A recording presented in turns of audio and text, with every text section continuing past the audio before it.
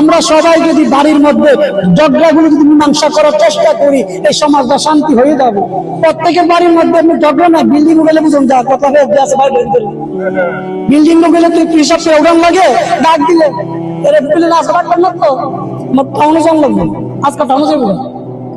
এই দুইটা বাইরে গিয়ে পারে না, আল্লাহ রস্তিটা করবেন না। আপনার দ্বারা মীমাংসা হইলে মীমাংসা করে তাকে কাজটা করতে দেন, সে একটা ঘর বানাইবে, ঘরের ভিতরে মাওলাকে ডাকবে। আপনি যদি এই কাজের মধ্যে সহযোগিতা করেন, আল্লাহ বলবে বান্দা, ও বান্দা, তুমি আরেকটা বান্দাকে ঘর বানানোর জন্য তুমি টাকা দিবে না, তুমি জায়গাও দিবে না, তুমি শুধু একটা পরামর্শের মাধ্যমে সংশোধন করে ঘর বানানোর একটা সিস্টেম করে দিবে, তাকে করার জন্য সহযোগিতা করবে, সে ঘর বানবে।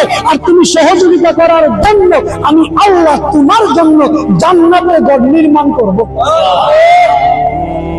আল্লাহ পাক আমাদের সবাইকে বুঝার তৌফিক দান করে, সবাই বলুন আমিন।